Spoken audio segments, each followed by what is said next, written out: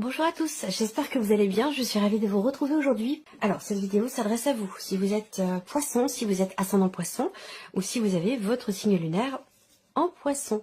On va regarder maintenant la tendance ici, de ce mois, toujours avec le tarot. Cavalier de coupe et 4 de bâton. Bon, alors c'est intéressant parce que là déjà, il y a cette énergie de mouvement dont je viens plus ou moins de vous parler là à l'instant. Le cavalier de coupe, c'est vraiment l'idée d'avancer, de quelque chose qui se remet en mouvement. On se relève, on se redresse, on relève la tête, on avance vers quelque chose qui nous convient fondamentalement, qui nous convient émotionnellement. Il y a ce mouvement qui va dans le sens de ce que l'on a toujours souhaité au plus profond de soi avec ce cavalier de coupe. Ça peut avoir un rapport avec la maison, le foyer, la famille, peut-être aussi rapport à l'aspect matériel de votre vie, rapport à une maison, donc peut-être par rapport à un projet de déménagement, de construction, d'emménagement. Voilà, il peut être question de cela. Et puis on a un mouvement aussi qui est quand même extrêmement constructif, parce que là on a effectivement l'idée de quelque chose qui se bâtit, qui se construit ou qui se stabilise. En tout cas, voilà. Un mouvement constructif ou un mouvement qui vous amène vers une certaine stabilité. Là, on n'a pas de domaine de vie qui est représenté. On va regarder au travers des précisions que l'on va avoir pour l'émotionnel, le sentimental, la vie pro, le plan matériel et financier. Donc, on commence par l'aspect émotionnel de votre vie, les poissons.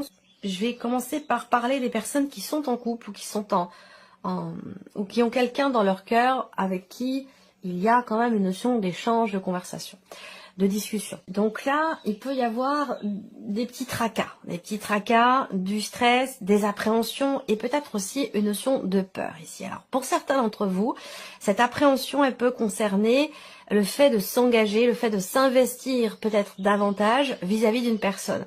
Il y a quelque chose qui pourrait être effectivement quelque part engageant et qui est stressant pour vous. Dans un relationnel, ici amoureux, dans un couple ou avec quelqu'un avec qui vous discutez. C'est pas forcément amoureux ici, c'est la vie émotionnelle et sentimentale. Je le répète, je le dis dans chaque vidéo, mais c'est important parce que vous pouvez vous y retrouver pour beaucoup d'entre vous, ce sera amoureux, mais pour d'autres, ce sera simplement ici des ressentis, des émotions. Et peut-être que ça aura un rapport pour certains d'entre vous avec une relation amicale, familiale, et même aussi une relation parent-enfant ici.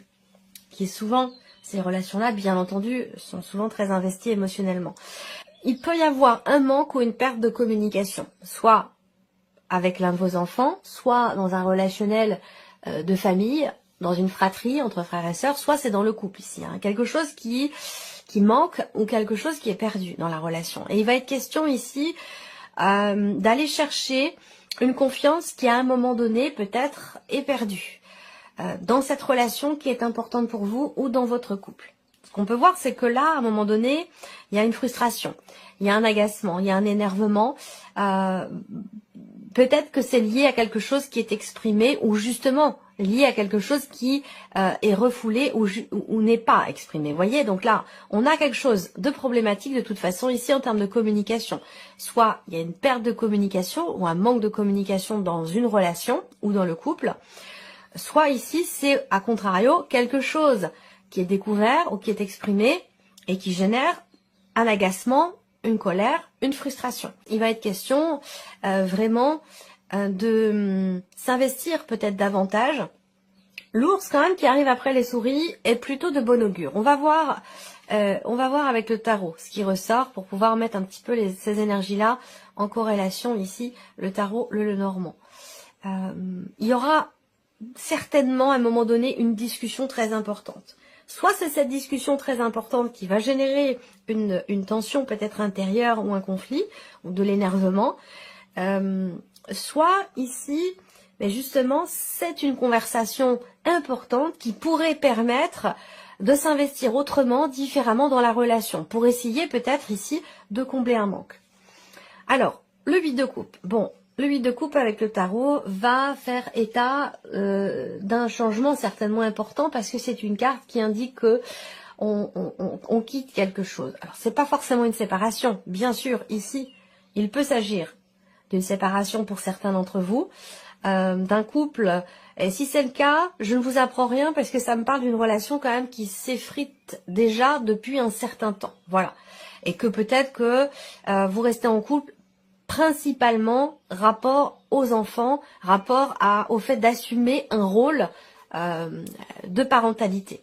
Pour d'autres, c'est l'idée ici d'essayer le 8 de coupe, c'est une notion, une nécessité d'accepter un état de fait, une nécessité d'accepter ce qui n'est plus pour pouvoir avancer, pour pouvoir se diriger vers autre chose, vers quelque chose de nouveau.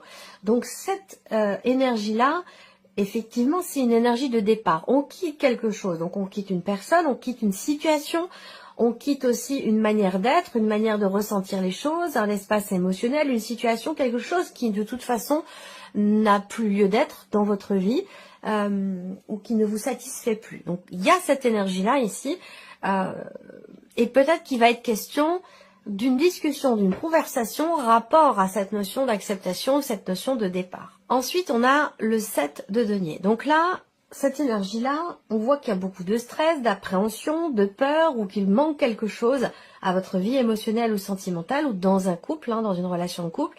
Et par rapport à cette notion de manque ou ce qui vous tracasse, ce qui est problématique pour vous, avec ce 7 de denier, il y a cette idée de se dire, bon, maintenant je vais faire le bilan. Voilà, il y a quand même ici un changement important au niveau de la vie sentimentale. Et le 7 de denier va indiquer une forme effectivement d'analyse.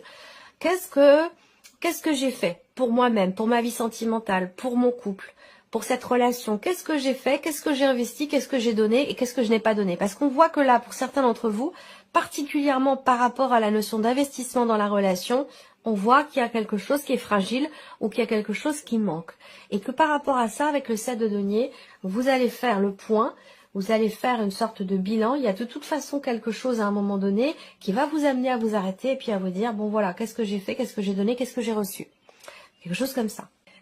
Il peut y avoir aussi des petits désagréments, des contrariétés qui sont rencontrées dans le couple ou dans une relation par rapport à des problématiques peut-être financières. On va y venir après dans un troisième temps. Mais il peut y avoir un stress financier qui fragilise une relation ici. Vous avez le 6 de coupe. Donc pour moi ici, il y a une compréhension, il y a quelque chose qui s'apaise. Quelque chose qui s'apaise. Le 6 de coupe, c'est quand même la carte du pardon, de la paix, de la compréhension, de la réconciliation. C'est la carte du donner-recevoir. Donc là, il y a quelque chose qui à nouveau est partagé. Alors, c'est peut-être pas forcément avec la personne ici avec qui vous êtes séparés, pour ceux qui sont concernés par une séparation, c'est plutôt si vous êtes en cours de séparation, que vous venez de vous séparer, ou vous savez très bien que là c'est qu'une histoire de jours, de semaines, effectivement là on a cette séparation, l'idée d'un départ ici, et c'est un mois important où j'ai l'impression qu'en fait les choses évoluent extrêmement vite parce qu'on a des phases importantes qui sont toutes regroupées sur le même mois. Faire le deuil de quelque chose, faire le bilan, et après pardonner, accepter, se réconcilier. On a ces trois pôles importants, relationnels, qui sont condensés ici. Autant dire que émotionnellement, ou dans le coup, c'est un mois à rebondissement, c'est un mois intense, c'est un mois où il y a des événements quand même importants. Le 6 de coupe, effectivement, représente le retour à la paix, la compréhension, l'acceptation, le pardon, et la réconciliation pour certains d'entre vous. Donc vous voyez, alors je ne peux pas affirmer qu'ici, la séparation, on parle de séparation et de réconciliation, mais pourquoi pas? Est-ce que la séparation a eu lieu il y a quelque temps déjà? Qu'il y a, de par le fait que l'autre vous manque, un bilan qui est fait, une réflexion, une analyse, une constatation, et que derrière, on a une nouvelle manière de partager, une nouvelle manière de s'investir. Alors, soit c'est avec la même personne, tout ça, soit c'est deux situations qui viennent se chevaucher. Bon, vous êtes nombreux à regarder la vidéo, donc à vous de voir par rapport à votre vécu, à vos énergies, à votre situation, de quelle manière ça résonne en vous. Mais en tout cas, voilà, il y a vraiment ici, effectivement, un avant et un après avec le 8 de coupe. On accepte, on a besoin d'accepter ou on accepte que quelque chose n'est plus. On fait le bilan par rapport à une notion de manque quelque part, sur un plan émotionnel ou dans une relation, et ce bilan permet de se réinvestir. De s'investir à nouveau ou de se réinvestir il y a quelque chose qui peut être réglé aussi par rapport au passé. Donc c'est intense sur le plan émotionnel, sur la vie sentimentale. Alors ensuite on regarde la vie active et professionnelle pour vous les poissons. La faux, donc la faux, il y a certainement un changement imprévu ou un changement important au niveau du travail aussi, pour vous les poissons. Avec la faux, il y a un avant et un après. Donc, on va voir surtout l'après ici, parce que la faux est en première position. Là, on va parler de quelque chose qui est décidé, une situation qui est tranchée, une notion de rapidité dans les événements, et aussi le côté inattendu également. Alors, on va voir par rapport à quoi? Par rapport à des papiers, des documents importants, ou au sujet d'une formation, d'une scolarité, ou concernant peut-être un diplôme, une certification ou quelque chose de ce style. Ici, là, il y a également, par rapport à la sphère professionnelle, je ne vais pas forcément savoir pourquoi, mais la chose qui me vient à l'esprit là, c'est qu'il y a une révélation intérieure pour vous. Donc ça peut être une prise de conscience, ça peut être une clarté qui se fait en vous, c'est vraiment quelque chose qui est vous par rapport à vous-même, un déclic. Il y a un déclic, il y a une prise de conscience, et une révélation.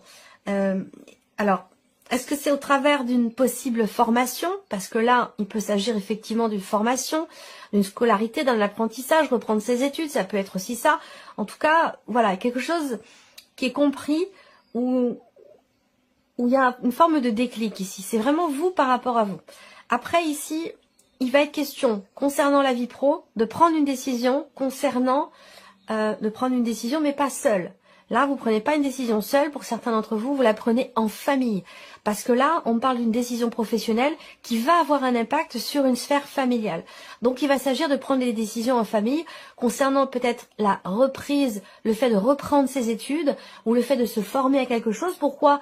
Parce que ça peut avoir un impact sur l'aspect financier du foyer, de la famille. Voilà, ça peut être quelque chose de cet ordre-là. Votre situation professionnelle peut être influencée aussi par la personne de votre cœur, la personne avec laquelle vous vivez. Est-ce qu'il n'y a pas un lien entre ce qui se passe en vous émotionnellement ou au niveau de la vie sentimentale et la vie professionnelle? Est-ce que vous êtes peut-être relié émotionnellement à quelqu'un aussi dans la sphère professionnelle? C'est tout à fait possible. Là, au niveau du travail, ça me parle de nouvelles d'une décision, mais qui ne vous concerne peut-être pas forcément vous directement, mais qui a un impact sur votre vie à vous et sur votre vie professionnelle à vous. Les nouvelles de cette décision peuvent avoir un rapport avec la personne de votre cœur. Sinon, ce sont des nouvelles d'un patron, d'une hiérarchie. Vous recevez des nouvelles de votre hiérarchie concernant une décision ou un changement relativement important. Alors avec le tarot, on a l'ermite. Donc là, il y a eu ici, je dis il y a eu parce que ça peut aussi, ce que je vous dis là au début, s'être produit sur les semaines ou les mois passés. Il y a eu à un moment donné une réflexion, une introspection, une remise en question. On a besoin de se recentrer avec soi-même, en soi-même, de trouver des réponses à ces questions. Et vraiment, il y a cette recherche, cette démarche de trancher, cette volonté de trancher, cette volonté de clarifier quelque chose. Que ce soit en vous ou par rapport à une situation. Et avec l'ermite, vous prenez le temps de la réflexion effectivement par rapport à la situation, peut-être avant de décider, avant de trancher, avant d'acter quelque chose. La roue de fortune, oui, je suis pas étonnée. La roue de fortune au niveau du travail, là, on voit bien. Fin de cycle, début d'un autre. On a un changement ici important. Ça peut être la fin, justement, d'une période de formation ici aussi. La fin d'une période de formation et vous êtes déjà... en train de réfléchir à ce qui va se passer après. Parce qu'on a la roue de fortune qui indique bien qu'il va y avoir un mouvement important, un changement important au niveau de la sphère professionnelle. Est-ce que c'est suite à la fin d'une scolarité, la fin des études, la fin d'une formation? Vous cherchez à qu'est-ce que vous allez construire, qu'est-ce que vous allez mettre en place, comment vous allez trouver quelque part une forme de stabilité sur un plan professionnel. Donc en tout cas, la roue de fortune, l'ermite, déjà 2 arcades majeures pour la vie pro. Autant dire que c'est quand même un mois extrêmement important pour vous, professionnellement parlant. La roue de fortune, c'est quand même une notion de mouvement. Hein. C'est bien la fin d'un chapitre, la fin d'un cycle, la fin de quelque chose qui va vous amener dans une nouvelle, un nouveau travail, une nouvelle situation, une nouvelle équipe aussi de travail ou un changement vraiment global plus important. C'est le mouvement et le changement, hein, la roue de fortune ici. Et les amoureux. Donc là, comme je vous l'ai dit, la vie pro peut être complètement reliée à la vie personnelle ici. Et pour d'autres, il y a cette notion quelque part d'hésitation. Alors, hésitation, mais je vous ai dit, il y a cette notion d'analyse, de remise en question, où je vous ai parlé de recherche peut-être ici, de compréhension, on cherche sa voie, on cherche son chemin. Ça peut être aussi ça. On a fini une formation, bon bah maintenant qu'est-ce qu'on fait? Ou alors on cherche une formation, dans quel domaine je pourrais me situer professionnellement, ça peut aussi être ça, mais 3 arcanes majeures là sur la vie pro, c'est un mois extrêmement important. Et les amoureux, j'ai l'impression qu'ils représentent quand même ici une forme d'hésitation, une forme de, vraiment dans ce qui est vécu personnellement, une forme d'hésitation. Il y a peut-être une situation qui pour vous est vécue un petit peu comme un dilemme au niveau professionnel. Est-ce que c'est peut-être aussi simplement une décision, quelque chose qui est acté, qui vous semble être un dilemme? Alors moi ce que je vois quand même, c'est que on a cette notion quand même ici de réflexion. L'ermite, on va chercher les réponses. S'il y a des doutes, ici avec l'ermite on cherche à savoir, on cherche à comprendre, on cherche à prendre ici des décisions. Il y a cette volonté-là que quelque chose soit acté. De toute façon, la roue de fortune en énergie centrale, le mouvement il est là. De toute façon, que vous réfléchissiez ou non, quelles que soient les décisions qui sont prises, là, avec la roue de fortune, on ne peut pas, c'est en dehors de notre contrôle. Ce qui est en train de changer, ce qui est en train de se terminer, et ce qui va arriver derrière. Avec la roue de fortune, il y a quelque part une notion de destinée. On ne peut pas être dans le contrôle, donc une nécessité quelque part de lâcher prise. Alors, l'aspect matériel et financier pour vous les poissons. Alors, on voit que là, il y a des choses qui sont faites, qui sont entreprises. Financièrement, matériellement, on va parler aussi là de quelque chose en lien avec le foyer, votre chez vous, votre famille, votre maison, ici, un lieu de vie. Là, on voit qu'il y a des projets.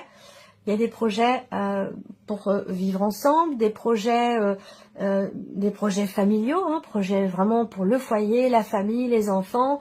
Ou alors on projette ici peut-être d'emménager, ça peut être aussi quelque chose comme ça.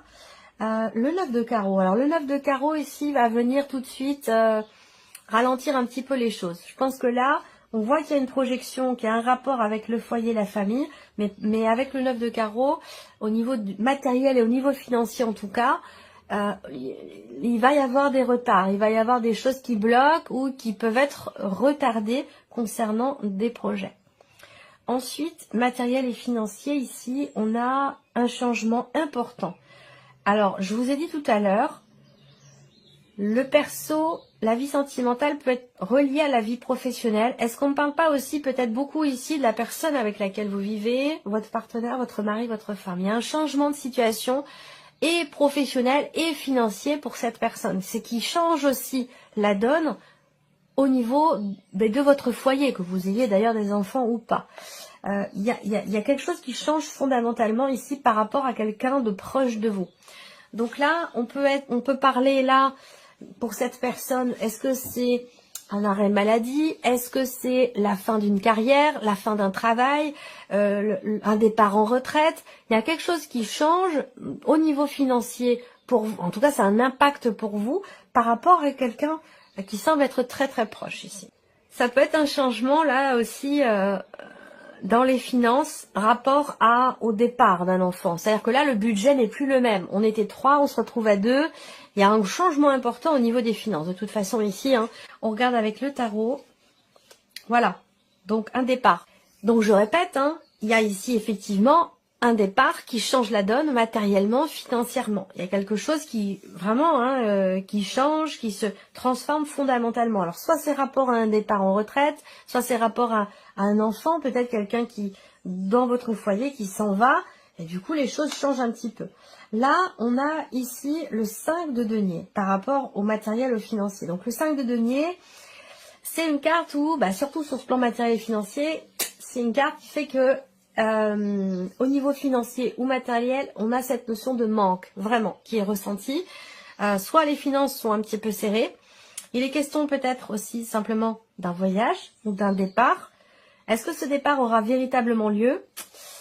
Est-ce qu'il serait pas... Il y a la possibilité que ce départ soit annulé du fait d'une complication ici financière ou d'un budget qui est extrêmement serré, ou alors il manque quelque chose pour faire aboutir ce projet de voyage s'il s'agit d'un projet de voyage.